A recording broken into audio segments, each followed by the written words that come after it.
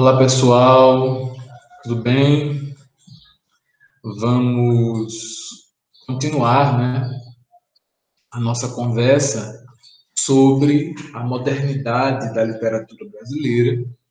Nós vimos no momento anterior um pouco sobre o pré-modernismo e agora a gente entra, né, no estudo da modernidade da nossa literatura com as vanguardas europeias, né, que foram movimentos artísticos que aconteceram na Europa e que influenciaram o mundo inteiro a respeito do comportamento das artes a partir do início do século XX. E, sem dúvida nenhuma, essas vanguardas europeias influenciaram significativamente o modernismo brasileiro, a começar pela seu ponto de partida, né?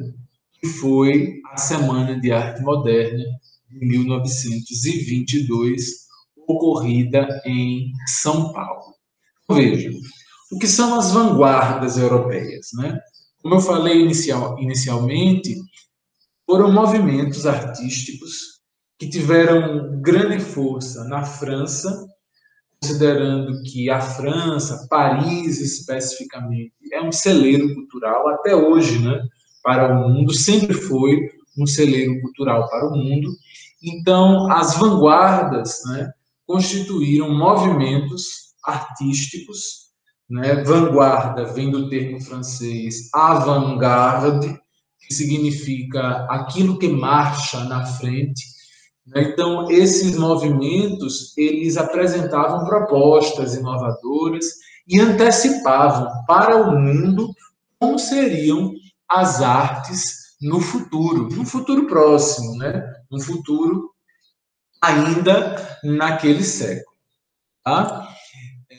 Então, as vanguardas europeias, os movimentos, né, que constituíram essas vanguardas, eles, de uma forma geral, pregavam uma liberdade criadora, um desejo de romper com o passado, com todas as técnicas, com todas as temáticas, com todas as amarras, né, que prendiam o desenvolvimento da arte, né, tudo aquilo que estava ligado ao século XIX, ao século XVIII, a expressão da subjetividade, ou seja, dos sentimentos dos artistas, e um certo irracionalismo, né?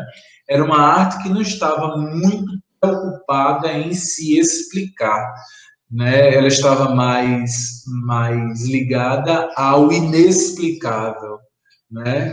Aquilo que saía, né, de dentro do sentimento, do consciente, do subconsciente dos artistas nas mais diversas manifestações artísticas, fossem elas literatura, teatro, dança, música, artes plásticas em geral, certo? Então aí nós temos os movimentos que se constituíram em vanguardas, né, que acabaram de alguma maneira influenciando toda a arte se desenvolveu no século XX e até hoje, né, repercute até hoje em pleno século XXI. Então nós temos o futurismo, o cubismo, expressionismo, dadaísmo e surrealismo. Esses foram os 5 movimentos, né, que constituíram-se em vanguardas, né, que anteciparam o que seria a arte no século XX e no início do século XXI. Então, o futurismo ele tem início lá no começo do século XX, em 1909, com um documento chamado Manifesto Futurista, que foi publicado no jornal Le Figaro, da França, pelo italiano Filippo Tommasio Marinetti. Um tempo depois, 3 anos depois especificamente, ele publica o Manifesto Técnico da Literatura Futurista, em que ele aponta como deveriam se comportar os artistas, né, na literatura, os poemas, as prosas, os contos, né, em geral, nessa perspectiva futurista. Então, ele defende, né, o verso livre, distante das amarras, das rimas, das estrofes, das estruturas clássicas, velocidade e mecanização da vida moderna. No início do século XX, o desenvolvimento tecnológico, né, era algo que impressionava a comunidade mundial, então isso ficou impregnado na literatura, né? A exaltação das máquinas, né? O tom exaltado e exclamativo e a negação do passado. Especificamente, verso livre e negação do passado são duas características que estão presentes praticamente em todos os movimentos de vanguarda, certo? Que nós vamos perceber, porque isso está muito ligado à desvinculação, né, do passado dos artistas. Eles querem a liberdade para seguir em frente, né, a liberdade criadora, e nenhum vínculo com estruturas do passado. Aqui nós temos um trecho de um poema de Álvaro de Campos, um dos heterônimos do poeta português Fernando Pessoa, em que a gente consegue perceber exatamente essa temática, né, da exaltação da tecnologia, da eletricidade, dos automóveis, né, que estava chegando, né, para a humanidade no final do século XIX, começo do século XX. A dolorosa luz das grandes lâmpadas elétricas da fábrica, febre e escrevo. Escrevo rangendo os dentes. Fera para a beleza disto. A beleza disto totalmente desconhecida dos antigos. Ó rodas, ó engrenagem, eterna. Poder exprimir-me todo como um motor se exprime. Ser completo como uma máquina. Poder ir na vida triunfante como um automóvel último modelo. Então, veja que Fernando Pessoa, na condição de um heterônimo seu, né, Álvaro de Campos, exalta, né, a chegada da eletricidade, da tecnologia, da velocidade, né, desse mundo mecanizado que se apresentava como uma novidade para a comunidade europeia, para a comunidade mundial como um todo. Então, isso impregnou as artes em geral. Aqui a gente tem essa questão das vanguardas europeias, as características, elas são muito perceptíveis na pintura, nas artes plásticas como um todo, né? Então, aí a gente tem uma obra de Giacomo Balla, Ritmo do Violinista. Eles buscavam, né, apresentar nas pinturas a velocidade do mundo, né? O mundo estava começando a ganhar um outro ritmo. Então, aí nessa pintura, o autor, né, o artista, tenta imprimir um pouco da velocidade das mãos, né, do violinista no momento da execução do instrumento. Tá? O segundo movimento de vanguarda que nós vamos conhecer é o cubismo, que surgiu na França em 1907 e teve como seus principais influenciadores Pablo Picasso e Apollinaire, certo? Esse movimento, ele uniu, né? Ele foi muito forte na poesia e na pintura.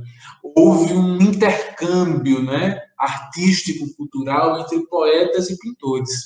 Os poetas buscavam trazer, né, para os seus poemas as técnicas pictóricas, né, as técnicas de pintura. Já os pintores buscavam imprimir, né, nas suas obras as ideias filosóficas e poéticas, certo? Ambos tinham uma oposição ao renascimento e ao realismo, ou seja, eles estavam querendo se desvincular de tendências do passado. Planos geométricos e ângulos retos e a colagem estão muito presentes nas artes plásticas. Na literatura, reunião de assuntos aparentemente sem nexo é aquilo que a gente falou do ilogismo, né?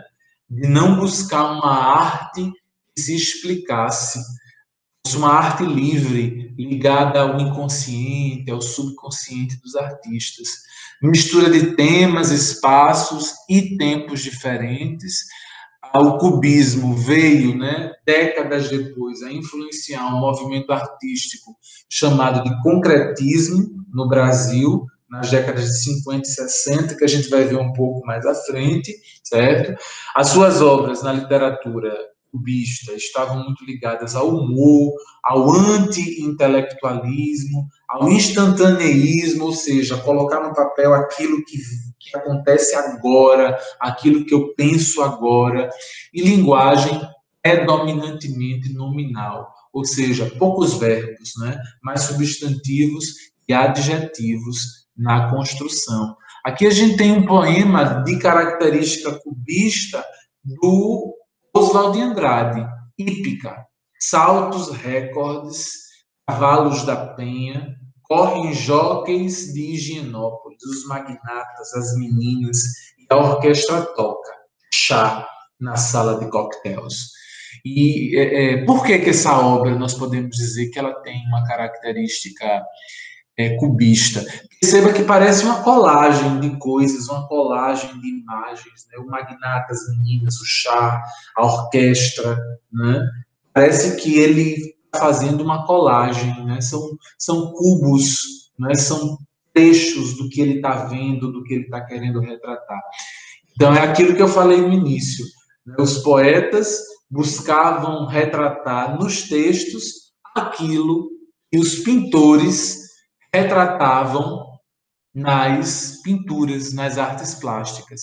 Aqui a gente tem uma obra importantíssima desse momento cubista, que é As Mademoiselles de Avignon, de Pablo Picasso, de 1907. Essa obra que é considerada o marco inicial, né, do cubismo na Europa. Perceba aí as figuras geométricas, né, os ângulos retos, que expressam, né, exatamente esse caráter quase que matemático, né, das artes nesse momento. Aqui a gente tem outra obra, né, de Pablo Picasso, de um pouco mais à frente, de 1937, que é a Guernica ou Guernica, em que o autor mostra, né, de maneira cubista também, perceba aí as figuras geométricas, os horrores da guerra. É importante a gente observar que essas vanguardas europeias, elas chegam exatamente no momento em que acontece a Primeira Guerra Mundial. Elas se tornam fortes exatamente no entre-guerras, né? Entre a Primeira e a Segunda Guerra Mundial. Então, essa questão humanitária é muito presente nos 5 movimentos. Nós vamos ver daqui para frente isso. O expressionismo é o terceiro movimento de vanguarda. O expressionismo, ele quer combater o impressionismo, que era uma tendência das artes, especificamente da pintura, anterior, certo, ao expressionismo. No impressionismo, que estava muito forte no século XVIII, no século XIX, o artista ele se expressa através do mundo exterior para o mundo interior. Então, ele pega aquilo que está acontecendo no mundo e traz para dentro de si, certo? E interpreta. No expressionismo, o caminho é contrário, certo? O mundo interior interpreta o mundo exterior. A obra de arte é reflexo direto do seu mundo interior. Existe no expressionismo uma liberdade de criação e de recriação e um caráter social e combativo. Isso muito por conta da guerra, né, dos horrores da guerra, das injustiças sociais, da fome, da miséria, né, da Europa destruída por conta das guerras. Então, os artistas, né, expressionistas ganharam fortemente, né, esse caráter social